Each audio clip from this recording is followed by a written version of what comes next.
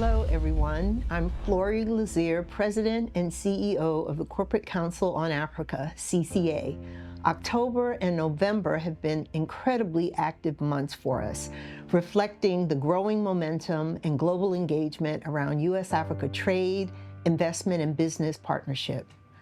From Washington, D.C. to Cairo, Luanda, and Palermo, I had the opportunity to meet with influential leaders and engage in important discussions shaping the future of the U.S.-Africa economic relationship. We started the month in Washington, D.C. with the Africa Finance Forum, which CCA organizes twice each year on the sidelines of the World Bank IMF spring and fall meetings. We were honored on October 14th to host the new president of the African Development Bank, His Excellency Dr. Sidi Ould Tah. This provided a unique opportunity for CCA members to engage directly with Dr. Tah as he shared his vision for addressing Africa's $100 billion annual infrastructure financing gap.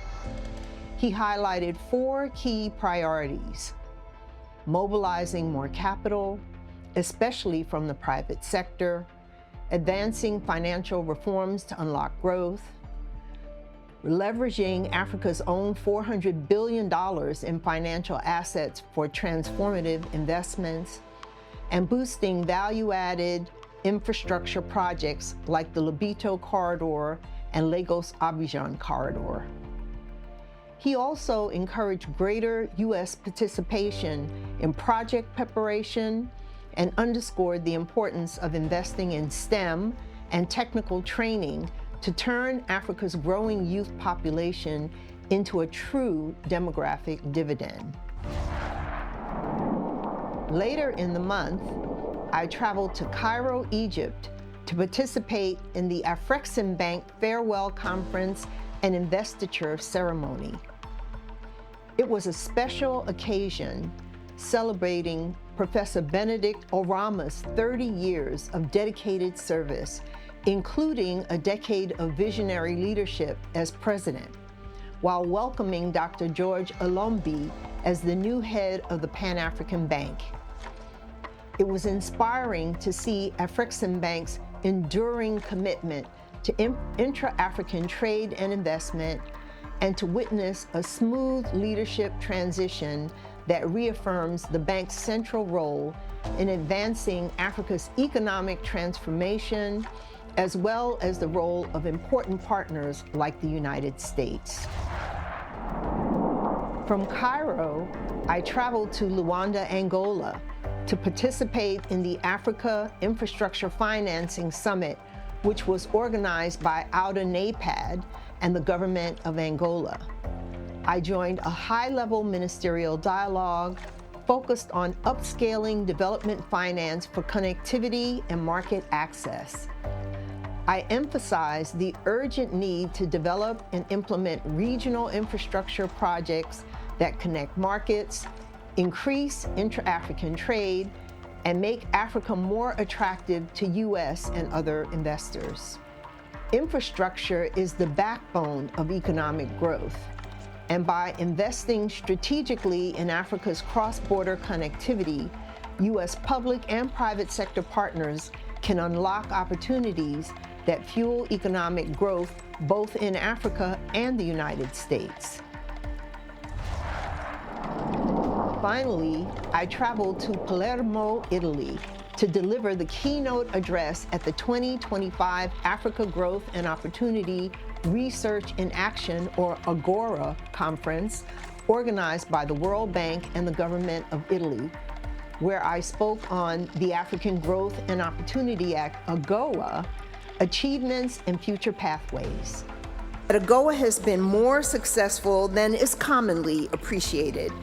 Perhaps more importantly, AGOA is very much the right tool to support the creation of regional and continental value chains under the African Continental Free Trade Area Agreement, suggesting AGOA's future may impact and be much greater than we have seen thus far.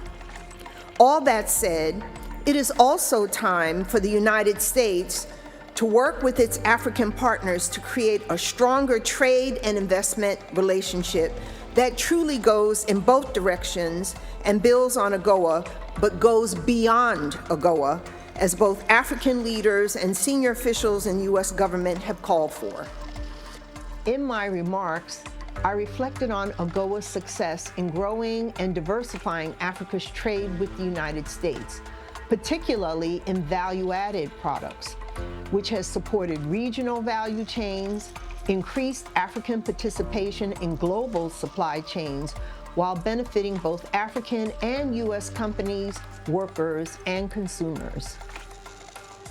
Given these achievements, I call for a long-term renewal of AGOA and for deeper collaboration to build a stronger, more reciprocal U.S.-Africa trade and investment relationship that goes beyond AGOA.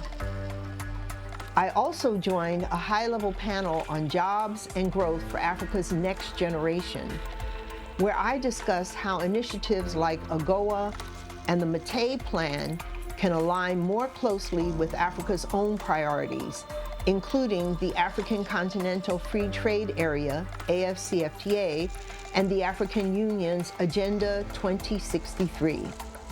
My message was clear. The most successful partnerships are those that empower the U.S. and African private sectors, that match the strengths of U.S. companies in key sectors to African goals and the growing opportunities of an integrated African market of 1.3 billion people and $4.3 trillion in combined GDP. And most recently, on November 10th, I had the pleasure of speaking on a panel at the Brookings Institution for the launch of their new report, Realizing Africa's Potential. The discussion, moderated by Professor Landry Signé, brought together thought leaders focused on Africa's economic trajectory and the opportunities for the United States to be a key African partner. I emphasized the importance of strong public-private partnerships, the role of trade and investment in driving economic growth, and how institutions like CCA can help bring together African and U.S. public and private sector leaders. As I look back on CCA's engagements these last few months, I am encouraged by the opportunities for U.S. engagement that benefits both Africa and the United States, our businesses, workers, and our citizens. This is why we will continue to push for the continuation of key U.S. initiatives like AGOA and reauthorization of the U.S. Development Finance Corporation, DFC, something you'll recall I highlighted in September's roundup. At CCA, we remain steadfast in our mission to grow U.S.-Africa trade, investment, and business, connecting people, catalyzing opportunities, and amplifying impact for the benefit of businesses, workers, and consumers on both sides of the Atlantic. Thank you for joining me for this October and November U.S.-Africa Business Roundup. Until next time.